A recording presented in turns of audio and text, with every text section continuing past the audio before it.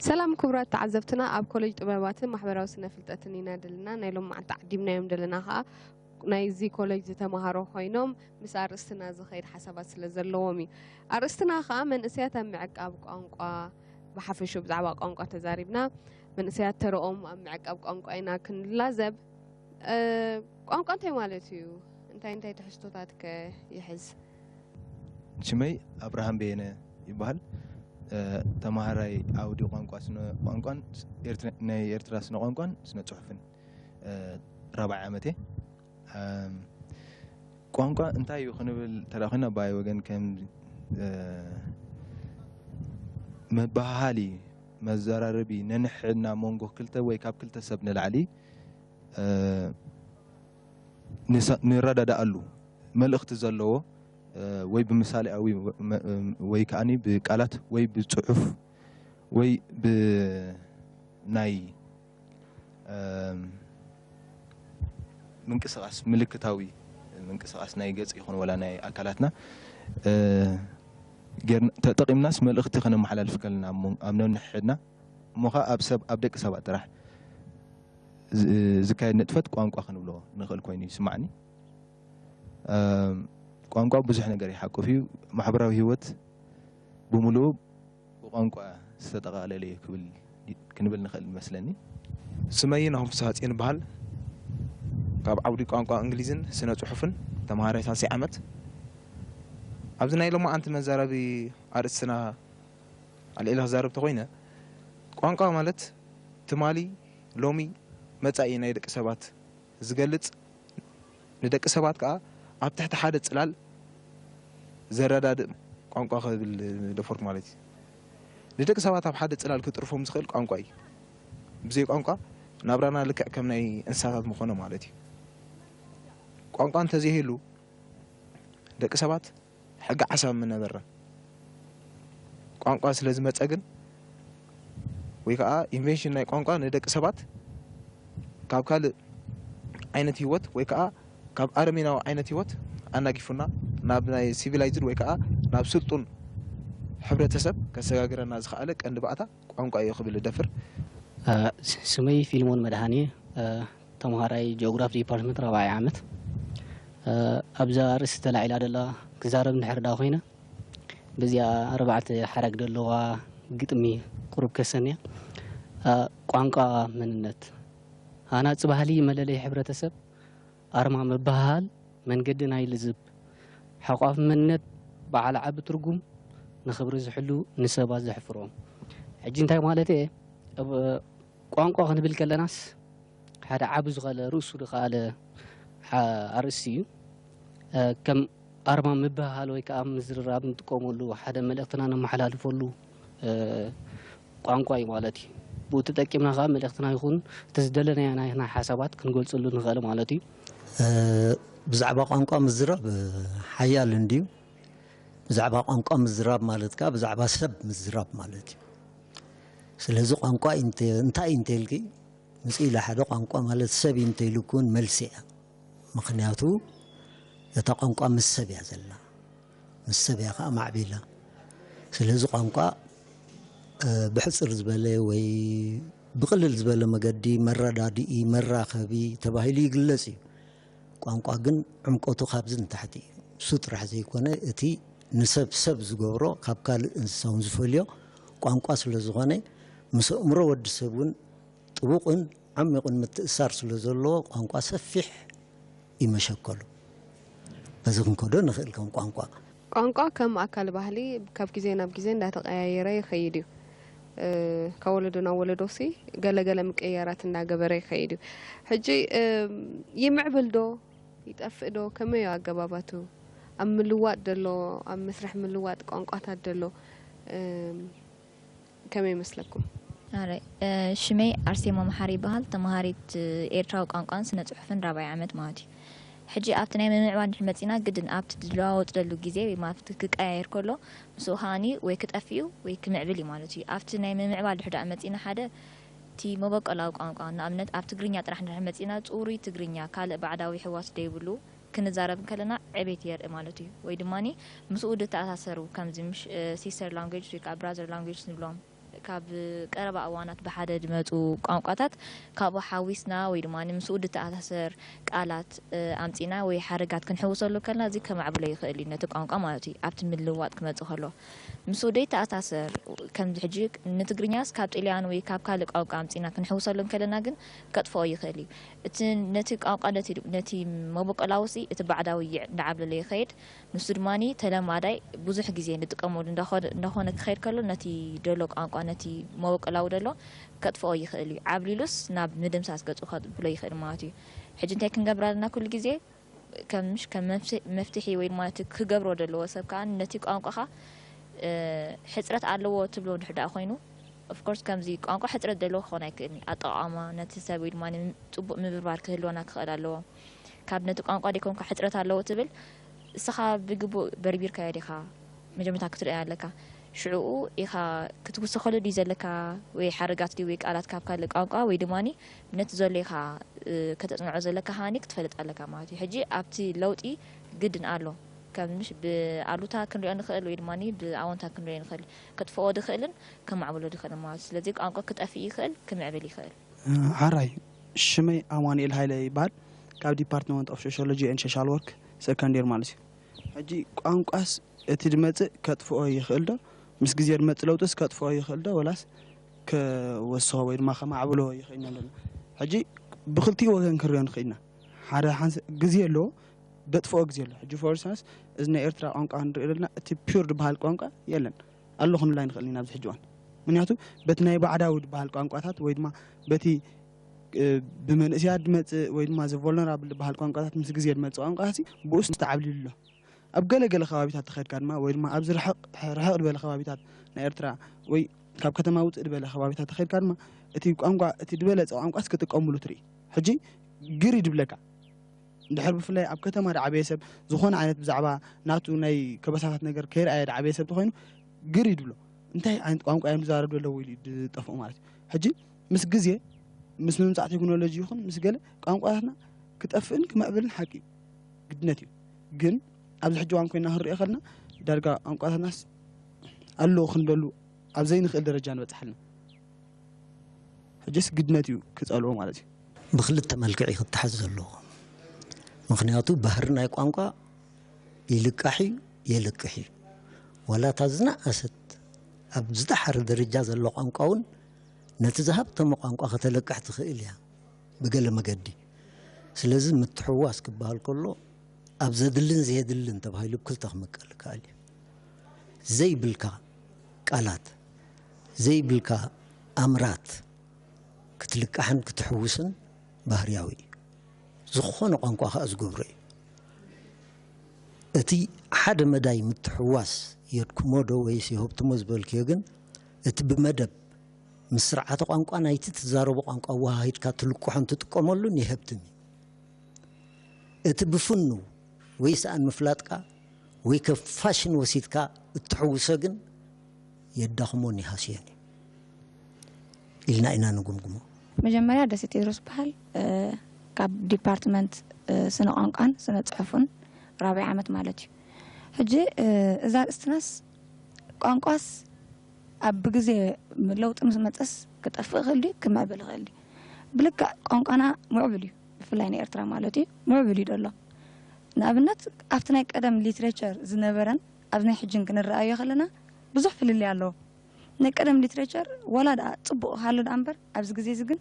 በቲ ምዕባለ ናይ ቴክኖሎጂ ፅቡቕ ይምዕብል ደሎ ቋንቋና ብኡ መንፅር ከዓ እቲ ቋንቋ ይምዕብል ማለት እዩ ሕጂ እቲ ሊትሬቸር እንዳዓበየ ከይድ ከሎ ንኣብነት ከም ዝኽብልዎ ፀንሑ ኣብ ጋዜጣ ድዩ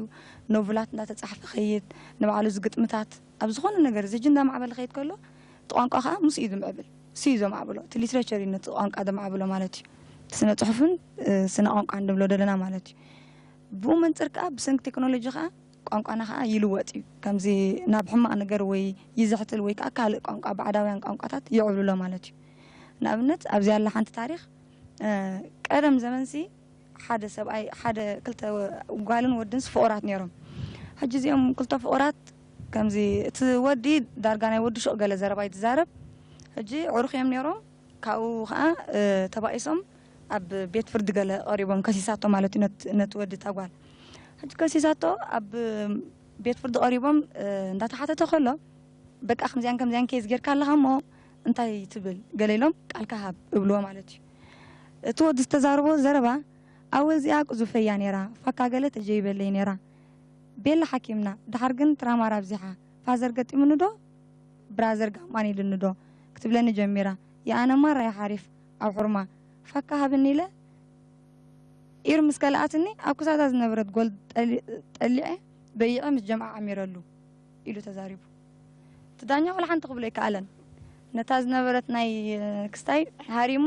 ብትግርኛ ተተርጉምልና ምጻእ ኢሉ ማለት እዩ ሕጂስ ማዕርኽ እንደዚ ትምዕባለ ኢልና ኢና ብፍላይ ንሕና መንእስያሲ ምዕባለ ኢልና ኢና ንሓስቦ ግን ምዕባለ ይኮነን እዚ ድኽመት እዩ ብኡ መንፅር ከዓ ካብ ዓረብ ድዩ ካብ እንግሊሽ ድዩ ካብ ኢታሊ ድዩ እንዳምፃናኻ ነቲ ቋንቋና ክስታይ ንገብረሉና ማለት እዩ ኣብ ሕማቕ ወገን ንወስደሉና ማለት እዩ ስለዚ ቋንቋና ካብ ዝኩሉ ነገር ክዓቀብ ዝግብኦ ነገር ስለ ዝኾነ ተራናኻ ተራ መንእስያት እዩ ክብል ደሊ ማለት እዩ هاري مزا كتب لي أنا أحكي موثقة هنا لا تقرينيا نفقر مجلس أيكونن أتصقد باليو كاب كتفقر الله تقول سلت إيو قال دبلو بزحات سوات له كم يمسلكم أنا زيا أي قبلاني مالسي قانقنا معبلي هابتامي كم زكاب بفلايك أخاب كالوت قانقتاسي هابتامي قانقنا بفلايني إرترا مالتي زي أتحساسبا زجنسي بعلنا من اسيات وي بعلو تهزبي اب حنقولو دسروصو اي تبربرن قانقناس زبربرو سبيلن حجت زي مبربار ويت زي كساي زي مغبار ينبر قانقنا هاتامي مش نفقر نزغونه ነገር كغلص خيلي حجي زي اتحساسباسي نتمن اسي وي نت زمت زلو ولدو زحاصر خويني سمان بناتي حساب مالتي حجي كمزي نفقر يكونسي نزغونه ነገር كغلص خيلي هاتامي كبل دلانا مالتي حراي أنا بزانت بزي أن تايكل مدلوخ ندسيت قرب درع قبل مع مدلوخ نيره تايكل لي قاقعات ناسي كم تربولتوس كنت قوم له من هذا ديك النمبر نفقري كون خالق ولا قلت لنا خولي من دحر دارينا كان يقدم نايزوم بفلاي ابي دولو عبيت سنه بابا ناي هاجرنا دحر دارينا يمسي امنت كم امنت ناي سام برهانه كخوب والد اتوحل ما نالو خما ختبل حج كم ذا عينت قالات سي غانا سلين حنا دي تتقمنا لو لي بربرنا يدا امبر قالات الله هنا بالكع جن اي تتقمنا له مغنيات كم زغبال له بزي ناي ماس ميديا بزي ليتريتشر سبيشال حج تاتاتو له ناي عرب دي ناي تجرينيا دي ناي انجليش جحاوش كحنفص غيركا تاتاتو قالات نتزنبر نيتيف دخونه قانقا يبرزو الله سبيشال قابل حج وان له دوص له بفلاي ناي سانسور قروب تحيتو خوين سمعنا كمان مغنياتو اتي دم حلالف دولو ناي ليتريتشر فرياسي قروب نت دولو قانقاتنا يبرزولو سلازس كنت قوم لينا بلك عليك على نمبر اللونا كقلص بلك يخالي مالتي ابدا كمان نعوم يكوس خلوم أنا كم تعزبتي ماتي مس حادق أنقع أوداديرهم يوم ما سيتهم كوم إنبلسي أوداديرنا كوم إنبل أفتقريني يلن ما تيكونن ويد ما أنا قطعت يترى يلن ما تيكونن أنتيو كم ذي نجارات كل جزء أتحسبنا خم دقيقة دي مالتي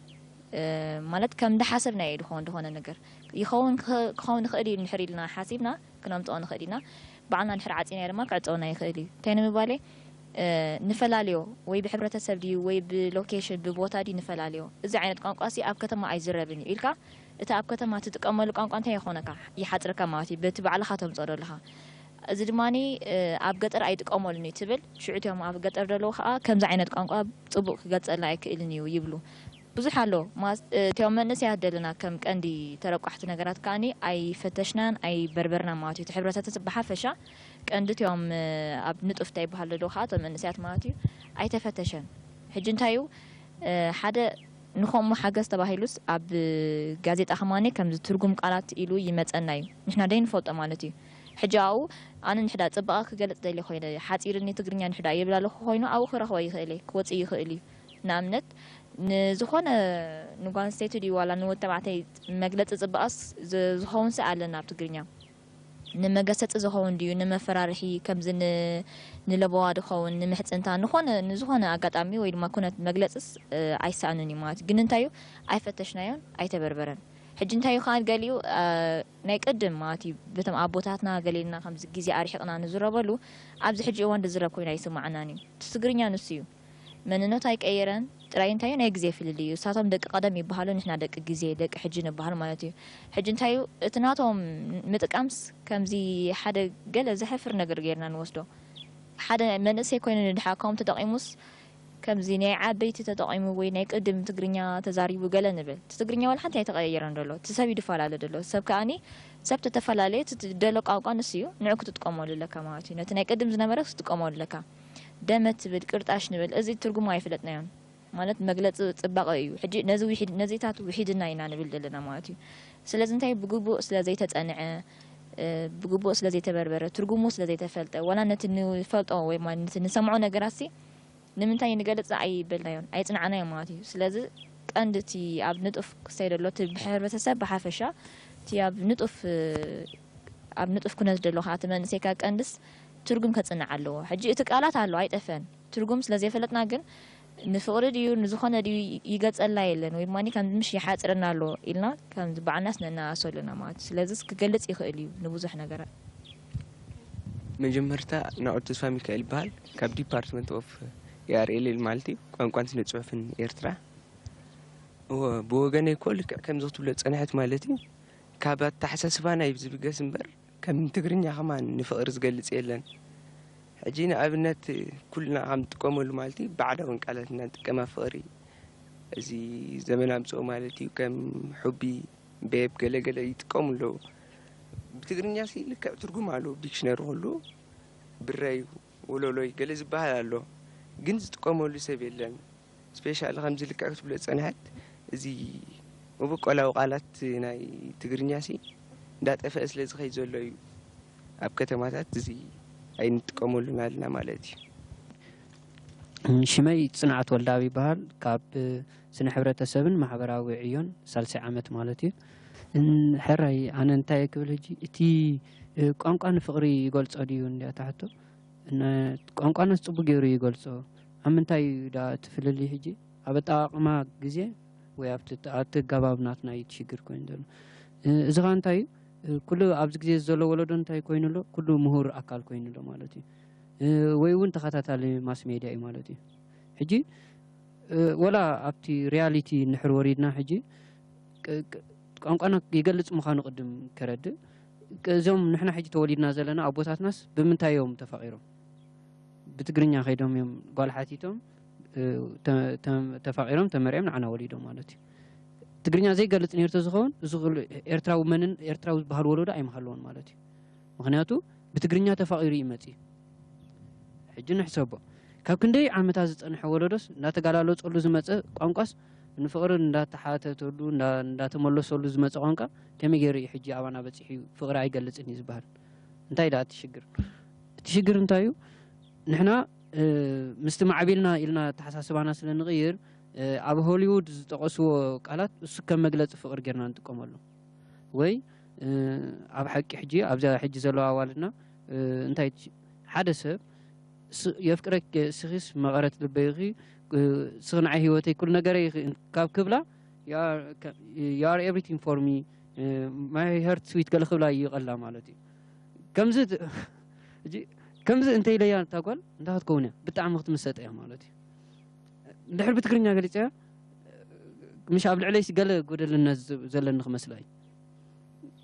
ولك انستيوس ام تفا قانقا ترالنا يا هاتي ولا جي كلنا يخون كلنا ولا نسا نعي حجيكو ولا زغونه صحيفلا تي كاب يقني لي نخيد دون اب تكست ناس كنا كلنا نفتي ثانك يو تزي كنا يقني لي نصحفلنا وي كم يحدير زي كنا وي جود مورنينغ نينا نصحف زي حجي تشجر كوين زون نحنا بقى مع بيرنا تقالات نلوط لنا انا تمهاري كوليج يموني تمهاري كوليج تغرينيا يملكتن مالت ايكونن قدن انجليش كتصحفالني ايكونن وي اب امبستا زرا اخواف كابو قالات امصا بيله كتصحفالني ايكونن انتاي تشجر حدا افتيناتنا نقحاتي تقدامنت مالتي تقند شجر كوين نقحاتي تسب በቃ ትግርኛስ ከም ድኹም ቋንቋ ማለት አብኢድና ዘሎ ጨርቅስ ከም ረዮን እዚ ከማን ሲገልጽ በትግርኛ ንገጽ አብኢድና ዘሎ ጨርቅስ ወርቅስ ዳርጋ ጨርቂ ሕጂ አብኢድና ስለ ዘሎ ቋንቋ ንዓና እንታይ ይመስለናል ድኻ ቋንቋ ኮይኑ ይስምዓና ኣሎ ግን ብጣዕሚ ሃፍታም ቋንቋ ከም ዝበሎ ናውርሲ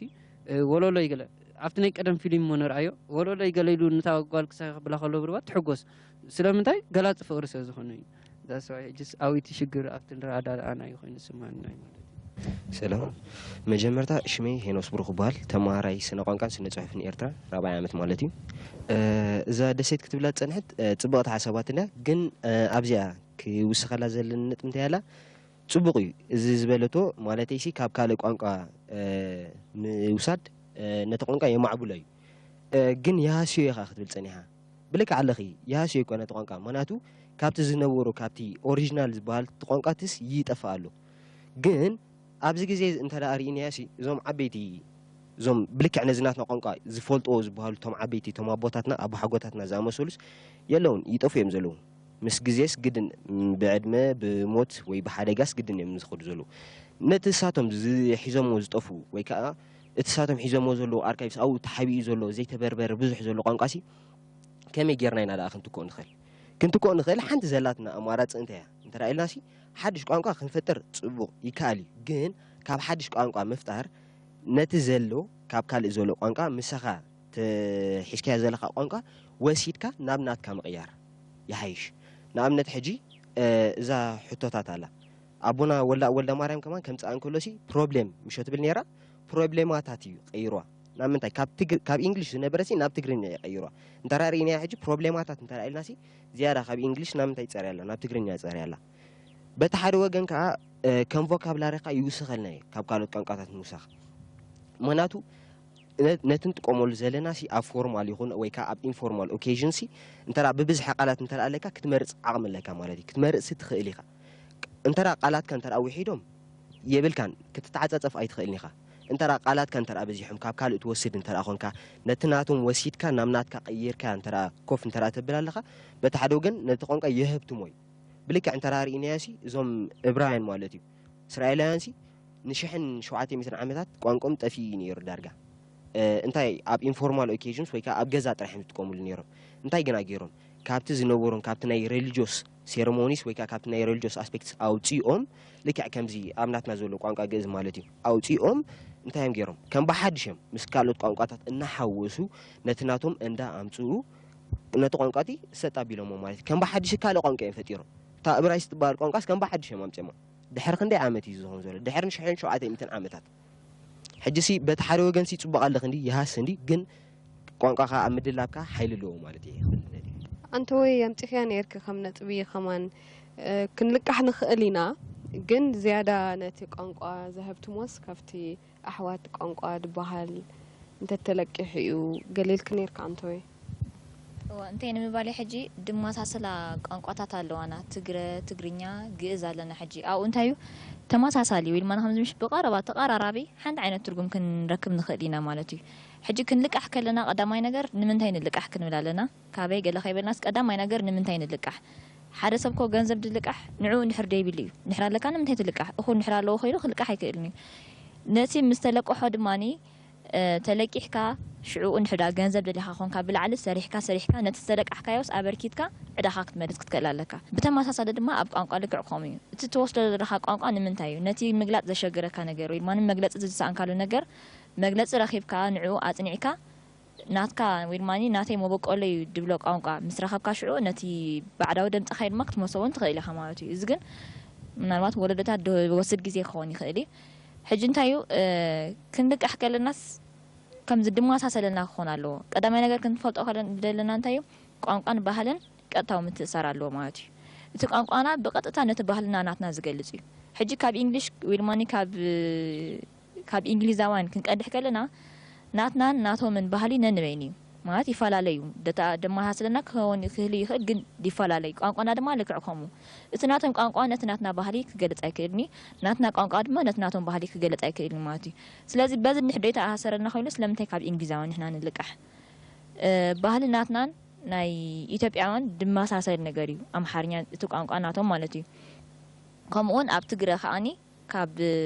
كاب سجر هاجرات كيكركا خلخا أب حنت هاجر كله كبهيرنا بهير الماني كاب قانقنا بقانق خيرنا خاني اتنات كا بهالي ما اتنات كالين بتاع أساس المحر كينو تمرات يكاو كتلقح توسخته خبري قال قال كواتن كيفكم ونيركم يهم ترجم كانت إن علنا إلى نير عن توي سئلنا 10 ساعة مثلا خبر الله خبر الله كم بال نحنا وينكم وعينات تبكسات نوصل لنا بفلا يسخو ناي قان سنة صحف انت مهارو توسخ انت خبر الله تي زلنا حفتي تقاتاتنا قانقاتاتنا كأمو كسندو كسجاجرو كم حدا ولدنا وكال ولدو انتي كجبري خال بفلاي كم نزي تتصنع دلهم أنا توساخي انتي كوسخلهم دل نزي فلوت أنا حو زوم معوات قانقاسي أكلنا يتبهلنا ويمس بهالي أزوي طبق متأثر على ويلنا يعني عنتو يتنكفنا يعني بالغ كل جزء زقير كاب جزينا بجزء فتينا تلينا كل جزء يقير بهالي بهالي مش متأثر نايتي ننبرو دلنا عينت من نوابرو مالتي أب 10 شدشته كفل زمن ننبرو نورو نحنا ولدتات لك سباتن حج نورو دلنا من نوابرو ببين خصاب زخانة تبهالي يخا يغيرهمو بهالي غير كل خا تقانق أخاهمو يغير حدش موزاتات يموتو مسو خاني حدشتي سيامتات كأخنو بمالنا نتستام هذا مالتي نجارات كون خلو ولا كال مش محبراه تتأثر كوناتات مالتي هجي كل جزء لو تندحر حاليو قانق أخا مغيارو زي ترفو مخانو ولا فتينا تسألينا ردوا مخانو ونوزل لنا مالتي أب كم زخنتنا هنزار بدلنا كغير ندحر أخوينا جن كم زح أقدمه بعد أرسمان دسيتن ولا هنا سنا العلم وتصنحوا نحنا انتينا هنقبر دلنا نافتي نعنا زقربه اللي نحن كنسحبوا دلنا ناتي لوتي نافتنا نحنا زقربه بسخاء لمتن كومي دحيش توساخي كومو خنقبر دحر أخوينا انتي رئيتو دبلالني مغياو زي ترفو مخان دحر قمت أتينا هالي ناسي كم كومي تمثال ديو مالسي نسوم كم أصدقتي نتخوناتات أجنازيبهم دري ونتخوناتات دأمبر كابريتو هزبي توساخي خاني ببزحي لا تقبلون نسوم نتخوناتات ريم دجنازيبو كلوس صبو خوين سمعني نبلنا أمنت كم زي أنتوا العناية نبلنا أرسسي موبايل كمبيوتر قال دبل توسخ متيلو كوليج نبعلو نبل لنا يونيفرسيتي نبل لنا كم نتبهلا زترع مقالات له نتي حبرتسب انت عينت سيامه خنوصال نخل نتي مصدلو حدش تكنولوجي نحن بالتغرينيا يبنان نعوس انت عينت سيامات كنوصالنا ريتو يحاتو مودن بدحريو توم كوميتا خاني ناتو رؤسو زخاله سيامات كوصولوس تخلو زلو خويني يسمعني حري ابزيا تي ناتنا بقانقنا خنفتمو نخل نديا تارس مثلني أنا أنتي مبولكو ماس ميديان أتي ناتنا ليتريتشر نمحل الفولو دلنا ملختناس كلته قلنا خينو حدا يدرون قانتن كينهم تسور حسي قال لو تممسو مبولكو مالتي نبع له حتمتنا مصحف ندحر دامزيو حدا أوركتو يحبنا ينعنا مالتي كم ببزحي مصحفت ندحر دا حتمتات بزيحو تقالاتنا بعلناتهم قالاتنا مبوكلاوي نحنا قانقنا نعقب لنا بومتن كاتي قانقاتات عين فوتومنينا ترجمهم كن بالصنيحنا نعونك او نحرا تتقامناتهم كينا نايزو مصحفت زياتهم ترجم كنفلت كنجمرينا كنتقوملهم ون كنجمرينا مالتي تالايكا ماس ميدانو بعلو حدا اب صبغت عمدي دلا خوينا سمعنا بفلا يابزي ناي غازيتا عمدسي شيخ تبل عمد الله بلكع قانقا ترجمون تي مبوقلاوناتوس ابو خنرخبن خلينا في عمدي دحر بتخكل تخاتاتيلنا خوينا نتا عمدتي مالتي حجي عبي ترالو مالتي اب معقاب ويكا مهفتام ناي قانقا مبوقلاوي هراي كمي غيرنا كنعقب لنا ني قانقانا سي تي مبوقلاونات خيقيرس كمي غيرنا نعقب لنا مثلني انتي قانقا حجي كمعبلن معبل كنبلون ወይ ድኹም እዩ ክንብሎ እንተኾይና እንታይ ማለት እዩ ቅድም ክንፈልጥ ቃላት ስለ ዝወሰኸ ኣይኮነን ምዕቡል ንብሎ እንታይ ዳ ዝርግሑ ምዝሕይል እዩ ምዕቡል ንብሎ ሓደ ቋንቋ ማለት እዩ ከመይ ማለት ናይ ኻዚ ቋንቋ ትግርኛ ኣሎ ኣብዚ ግዜ ሕጂ ጽቡቕ ዝረአ ዘሎ ፊልማትና ብምንታይ ይጽሓፍ ሳብታይትል ኣብ ታሕቲ ይግበረሉ ነቲ ናይ ትግርኛና ማለት እዩ ሕጂ ትግርኛና እንድሕር ሳብታይትል ተጻሒፉ ሃልዩ ብታሕቲ ፊልምታትና ናበይ ክኸይድ ማለት እዩ ከይዱ ኣብቲ ዘሎ ውድድራት ናይ ዓለም እውን ክሳተፍ እዩ ማለት እዩ ምክንያቱ እቲ ዘመሓላልፎ ዘሎ እንታይ የመሓላልፍ ኣሎ ብናትና ባህሊ መፅርዮም ክፈርዱና ዕድል ክወሃብ እዮም ማለት እዩ ንድሕር ከምኡ ዘይንገብር ኮይና ግን ምስ ንኻልኦት ቋንቋታት ንኽፈልጥዎ ባህልና ዕድል ዘይንፈጥር ድሕር ኮይና ግን እቲ ቋንቋ ኣብ እንታይ ዳኣ ተሓፂሩ ክተርፍ እዩ ኣባና ጥራይ ወይ ኣብዚ ሃገር ጥራይ ተሓፂሩ ክተርፍ እዩ ማለት እዩ ሕጂ እዚ ዝግበር ዘሎ ናይ ሳብታይትል ወይ ቋንቋና ናብ ሙሉእ ዓለም ናይ ምዝርጋሕ መስርሕ እቲ ጽቡቕ ሓደ ካብቲ ዘማዕብሎ እዩ ማለት እዩ ካልኣይ ነገር ካህኒ ከምዚ ኩሉ ግዜስ ከምዚ ወላ ሕጂ ደጋግማ ጥንስ ንቕሓት ንዓናሲ ከም ተምሃሮ ኮሌጅ ብጣዕሚ ኣገዳሲ ክሳየድልየና እዩ ንቕሓት ማለት እዩ እንታይ እዚ ኸ ኩናት ኣሎ ሕጂ ኩሉ ግዜ ኩናት ብምንታይ ስደደልካ እዩ ግድን ኣይኮነን ብኣፅዋርን ብኻልእን ክስደደልካ ማለት እዩ እንተስተውዒልና ኣሎ ኮይና ቋንቋ እንግሊሽ ፍሉጣት ኣልፋቤትስ ኣለዎ እቶም ፊደላት ኣለዎ እቲ ቋንቋ እንድሕር ቃላቱ ተንኸይድ ካህኒ እቶም ናይቲ ቋንቋ እንግሊሽ ዘለዉ ክፈልጥዎ ይኽእሉ ኾኑ ፍሉጣት ቃላት እዮም ዘለዎ ወይ ብቁፅሪ ዝግለፁ ክሳብ 25000 ገለ ከምታ ወላ እውን ድሓን ወላ 500,000 እስከ ይብፅሕ ሕጂ ፍሉጥ እንታይ ገብሩ ጥራይ እቲ ምዕባለ እንታይ ገብርዎ ንዕኡ ከመይ ገይሮም ናብ ሙሉእ ዓለም ከም ዝርጋሕ እናገበሩ ንሓደ ቋንቋኦም ከም እንግሊሽ ከም ምዕቡል ቋንቋ ጌርና ንሓስቦ ሕጂ እንታይ ዳ ስለ ዝገበሩ ጥራይ ቃላት ስለ ዝበዝሑ ኣይኮነን እንታይ ዳ ናብ ሙሉእ ዓለም ስለ ዝተዘርግሐ እዩ ምዕቡል ቋንቋ ንብሎ ዘለና ማለት እዩ ካልኣይ ነገር ካህኒ እንታይ ንገብር ንሕና ሓደ ቋንቋ ሓድሽ ክነማዕቢልና ኢልና ሓደ ቋንቋ ክነምፅእ ከለና ሓደ ቃል ነቲ ናይ ቀደም ቃል ንድርብዮ ማለት እዩ እዚ ሕጂ ትጸገም ማለት እዩ ንበል ኣብ እንግሊሽ እንታይ ንብል እንግሊሽ ኦልዲ እንግሊሽ ንብል ወይ ካ ኒው እንግሊሽ ንብል ሕጂ ኦልዲ እንግሊሽ ክሳብ ዛ ሰዓት እዚኣ ይጽሓፈሉ ሎ ብመጽሓፍቲ ማለት እዩ እቲ ቃላት ናይ ኦልዲ እንግሊሽ ዘለዉ እቶም ወርድስ ማለት እዩ ገና ኣይገደፈዎምን እዚ ንባዕሉ እቲ ዘሎ ወለዶ ስለ ዝበላሓሉ እዩ እቲ ንመበቆል ናይቲ ቋንቋ ከይጠፍእ ስለ ዝደሊ ማለት እዩ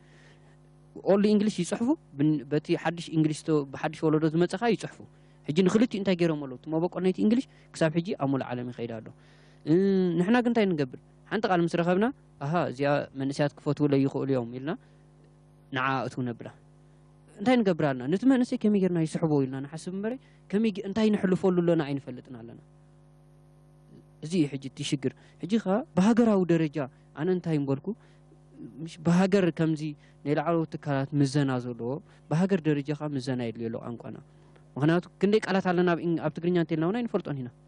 ክንደይ ኣልፋቤት ኣለና እንተልና እውን ኣይንፈልጥን ኢና እዚ እቲ ሽግር ሕጂ ንሕና እንታይ ክኸውን ኣለዎ ፍሉጥ ቋንቋ ፍሉጥ ቃላት ኮይኑ ሰንሰርሺፕ ግድን ከድልዮ እዩ እቲ ቋንቋና ከመይ ኣሎ ግምገማ የድልዮ ኣሎ ከመይ ክንደይ ፊደላት ክሓቁፍ ኣለዎ ክንቀይደሉ ክንቅላና ናምበር እንድሕር ዘይተቀይዱ ዘይተገይርዎ ንኺድ እንግሊሽ ምፅእ ኢሎም 27 ፊደል ዘይገብርዎ ቃላት ተሳኢኑ መስሎ ፊደላት ስኢኖም ካባና ዘይወስድዋ ዳ ካባና ኣይወስድዋን እዮም ምክንያቱ ናቶም ክጠፊኣ ባህሎም ሕጂ ንሕና ግን እንታይ ንገብር ከይ እንድሕር ረኺብና ኣምፃቢልና ኣማዕቢልና ንእትዋ ኣነ ብኢደዋኒ ነይ ተሓደ ብኢደዋኒ ኢሉ ተሓደ እዚ ሕጂ እቲ ዘበላሽዎ ዘሎ ሕጂ ማእከላይ መዛኒ ናይ ቋንቋ ክህሉ ደስ ይብል ካብዚኣ ክውስኸሎም ንእሽተይ ቀንድስ ኣብዚኣ ድበሎ ማለት እዩ ሕትመት ገለ ኢሉ ሕጂ ብልክዕ ሕትመት ዓብ ተራ ኣለዎ ማለት እዩ ንኣብነት ናይ ቀደም መፅሓፍቲ እንድሕር ሪእና መኸተ እምባ ፍራሽ ሓደ ዛንታ ገለ ዝበሃል ሕጂ ኣብኡ ኣሎ ብዙሕ ቃላት ወላ ኸዋን ኣብዚ ናይ ግጥምታት ናይ ቀደም እንድሕር ሪእናያስ ኣብዚ ክንምሃሮ ዝቐንና ህሙስሙስ ውንጭሕቲ ዘይንፈልጦ ቃላት ኣለዉ ዘይተበርበረ ማለት እዩ ሕጂ ከምዚ ክብሎ ፀንሐ ነዚ ሲ ከም ዘይተበርበረ ኢልና ከም ስቕ ንብል ሲ ክንብርብሮ ኣለና ንኣብነት ግእዝ ላንጎጅ ሲ ኣንሰስተራል ላንጎጅ ኣቦ እዩ ብፍላይ ናይ ኤርትራ ላንጎጅ ማለት እዩ ሕጂ እዚ ግእዝ ግን ክሳብ ሕጂስ ከምዚ ኣብ ገለገለ ኣጋጣሚ ንኣብነት ኣብ ሪሊጅን ኣብ ቤተ ክርስቲያን ገለገለ ተዘይኮይኑስ ብዙሕ እንታይ ድበሃልሲ የብሉን ሕጂ እዚ ግን ስለምንታይ እዩ ከምዚ ኮይኑ ንኣብነት ዓመን ቅድማ ለብ ዘመን ተማሂርናዮ ግእዝ ቋንቋ ግእዝ ኣይንፈልጦን ኢና ነርና ግእዝ እንታይ እዩ ገለስ ወላ ሓንቲ ንፈልጥ ኢና ነርና ግን ምስ ተማሃርካያስ ማዕርኽ እንደይ ሃብታም ምዃኑ ኢቨን ትግርኛንሲ ካብቲ ግእዝ ዝመንጨዎ እዩ ካብኡ ድወፀ እዩ ካብኡ ድፈልፈለ ኢልካስ ክስታይ ትገብር ማለት እዩ ሕጂ ቀንዲ እቲ ኣቦ ይጠፊኡ ዘሎ እቲ ውላድ ደይኮነስ እቲ ኣቦ ይጠፊኡ ዘሎ ሕጂ ቀንዲ ከዓ نزجز لانجوسي قال نجار أبركته كم تتقرنيا كسب حمشة كفلي تقرأ كسب حمشة كفلي قال نمهارسي جز كاس كم حدا أكاديمي ولا تزاتوس ممعبالة يبل مالتي أنا بمجمرتا ناتي يتبلو قانقا بخبر قد حزن لك أنا خصاب حج خبز استباهل كله أما لي ون كابز مهار كله أما سياتنا ون كل جزية خنص بارق زريقة محواس قالي سأن مفلاتي قالي أخو قانقاهم بخبر زي مفلاتي قانقاي ناتي كبري إلكا خطقوم لن تدا تبقيسكا أي تسؤنوا لنها أبو زحمة دياد الزرب نقرات هلو بزقربا قزيون بروفيسور جيدونا بستقبرت سمينار تلعلان يرى بزعبا زام تحواس قال من اسيات ناسي نطقان قاب بزي مفلاطهم زنقسهم كوينو سمع مالو خمو مجلس انتو واهب النيرو تقرنيا انا عي تنقسني ايلو حد من اسيلو ما امسيهمو انجليز تعبيو تخون وي فرنسا تعبيو تخون وي مزنقو تخون ازقن بمو سرطو مننتكا انتاينتكا مقساي ابز انت قالو مسلكي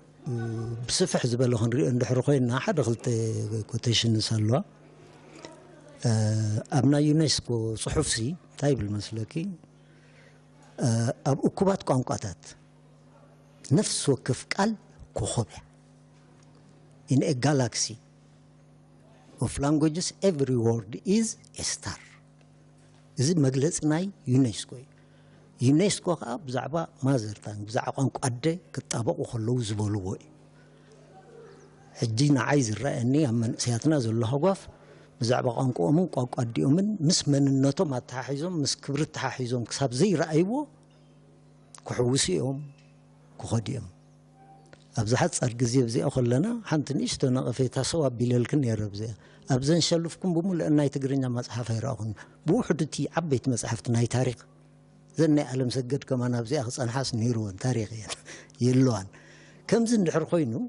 لا أنت أبتي أون سلست مصحف كل تناي تقرينا دين حنت ناي تقرر يلو نو إذن رؤسو حد خبتي نمن سيها وقف فترة لزلوخي نسمع عني ببوليس درجان دحري خيو منغست إيرترا بقانق أدى درجة بأفريقيا مواد درتي ولون تبلنا كبحق زرحق يكون ما زرتان إذا خبر أنا حجي حوزال لغة ما زرتان نرأسها مخنياتو بزح جزية بصحفاتنا ناقص لزنبل برقانق أدى قلعة بقانق أديو أفهم تزي كفيتو بقانق أدي أنت زي حسيبه بقانق أدي أنت زي صحيفه كلام معبالة خنص بيبلنا بمنستر الدرجات تغيت كجن كم بوليسي ولا خساب زل على بوليس لنا نعم محطون تزي كوينو بوليسنا مواد درتي بلنا بأفريقيا ولا مخنياتو هجرات أفريقيا بسوساتات نقانقو النعيقن كاب بأسنا ساينس هيجلس إني تباهيلو ما رحت أفريقيا بعلم قال لي أمناي فرنسا قال لي أمناي إنجليز قال لي أمناي برتغال يوم كروع مفتينه كسب حجن دحر الدقيس النازل الله خاسي بزيك أنقوا مهيرة أبزل على الدرجة بس حاتب لنا هجر أنا كسب حجي رخوكم من البات قال سبات سنغافور قبله لهونو ناي سنغافور كأبفولي كرز الكوين يسمع الناي سلزم أنقوا أنا كن مهر لنا تباهيلو بمنستر تمرت درجة زل على ولا حتى إذا لونه أنقوا ده حق مجديف كمالتي نابكالوت كالات جن وزح تزي كدنا حيش من الباشا منستر زينا خنزارب نخلينا أبها ما خنزارب نخلينا أما ما تأجن كم بزح جزب القوات راح كتأخلني أبقمت كأتزلو بزح نجرالو سب من أسي بقانكو خزارب خرع له من أسي بقانكو كمسل بقانكو كستأوت كسحق تايز بازي حنك اللي تيك سرح قال بازل نقولوا مش هالو بإنجليش يجي كندي بازل لساب زم ترغبه مثلا بخالو قانكو كنسرح نخلينا كوم أمس قبرنا ترحينا وشتنا خنمرمر نخل حري سفح زبالة لزبينا خنا كايت أنا إحنا تعرستنا ونسفح سلازخانة بزعبة قانقان من أسيات روما مع قابونينا خنا لازم تاني إحنا قانقان تايلنا استفلالي ملغتي زحزلة دمتاوي ኣገባብ ናይ መልእኽቲ እንመሓላልፈሉ ናይ ወዲሰብ ፀጋ ወዲሰብ ጥራይ ዝጥቀመሉ ፀጋ ምዃኑ ስልጣነ ናይ ደቂ ሰባት ኣብ ስልጣነ ናይ ደቂ ሰባት ከዓ ዓቢ ተራ ከም ዘለዎ ኢና ገሊፅና ዳሓረይ ካብ ግዜ ናብ ግዜ ዝተፈላለየ ኣጋጣሚታት ኮይኑ ድዩ ኩነታት ኣጋጢሙ ምስቲ ባህሊ እቲ ቋንቋ እውን ይቀያየር እዩ ስለዚ ኣብ ከምዚ መስርሕ እቲ ቋንቋ ይምዕብል ዶ ይመውት ኢልና ከከም ኩነታቱ ዘማዕብልዎ ነገራት ተረኺቡ ይምዕብል ዘጥፍዎ ተኾይኖም ከዓ ይጠፍእ እቲ ካብ ካልኦት ባህልታትን ቋንቋታትን ኣምፂና እንተተኪእናዮ ነቲ ቋንቋና ይጠፍእ ድርዒ እንተኾይንዎ ነቲ ዘይነበረና መወሰኽታ ተኾይኑ ግን ይምዕብል ኢልና ድሒሩ እዞም ቋንቋታትናሲ ውሕዱና እዮም ብፍላይ ትግርኛስ መግለፂ ፍቕሪ ኣይኮነን እውን ይበሃል እሞ ከመይ ኢለኩም ዳሓረይ እዚ ሕፅረት ኣተሓሳስባና እምበር እቲ ቋንቋ ሃፍታም ምዃኑ ነዚ ኩሉ ወለዶታት ሓሊፉ እውን ኣብዚ ንሕና እውን መፂናሉ ዘለና ኣብ መፃፃእናሲ እቲ ቋንቋ ናይ ፍቕሪ መግለፂ ስለ ዝኾነ ወለድና እውን ተመሪዖም ስንዓና ኣምፂኦም እውን ኢልኩም ነርኩም ዳሓረይ ንሕና ባዕልና ንገብሮ ሕፅረታት ኣሎ ንሓፅሮ ናይ ዓዲ ቃላት እዩ ንብል ናይ ሾቕ ቃላት እዩ ንብል ናይ ዓበይቲ ቃላት እዩ ንብል ወይ ከዓ ናይ ገለ ከባቢ ቃላት እዩ እንዳበልና ንጎጃጅሎም ወዳሓረይ ብኸምኡ እዩ ዝሓፅረና እውን ኢላ ነይራ ኣርሴማ ዳሓረይ ምትሕውዋስ ከንታይ ፀገም ኣለዎ ኢልና ምትሕውዋስ ወይ ምልቕቓሕ ነቲ ብኣገባብ እንተተጠቂምናሉ ነቲ ቋንቋ ከህብትሞ ይኽእል እንታይ ካብቲ ኣገባብ ኢልና ካብቲኦም ኣሕዋት ቋንቋታት ዝበሃሉ ወይ ከዓ ኣብቲ መስመር ናይቲ ቋንቋ ደሎ ሕጂ ግእዝ ኣቦ እንተኾይኑ ካብ ግእዝ ትግረ እውን ኣሕዋት ቋንቋ እንተኾይኑ ካብ ትግረ እንተተለቃቂሕና ንባህልና ስለ ዝመስል ንልምድና ስለ ዝመስል ይውስኽ እምበር ኣይጎድእን ኢልና ካብ ካልኦት ባህልታት እነምፅኦ ግን ፀገም ከምፃልና ይኽእል እዩ ምክንያቱ ቋንቋን ባህልን ተኣሳሳሪ ስለ ዝኾነ ኢልና ካብዚ ንላዕሊ እንታ ክንገብር ንኽእል ትርጉም ከነፅንላ ኣለና እቲኦም ዘይንፈልጦም ደለና ሓፂሮምና ንብሎም ደለና ቃላት ባዕልና ክንብርብሮም ኣለና መፅናዕቲ ክንውከስ ኣለና ክንስንድ ኣለና ስነ ጥበብን መራኸቢ ብዙሃንን እውን ብዙሕ ተራ ክህልዎም ይኽእል እዩ ልዕሊ ኩሉ ግን ንቕሓት ክህልወና ኣለዎ ኢልና ኣለና እሞ ዘዝተዛርብና የብ ልብና ይሕድረልና ልዝብና በዚ ወዲእና ኣለና ይቐኒልና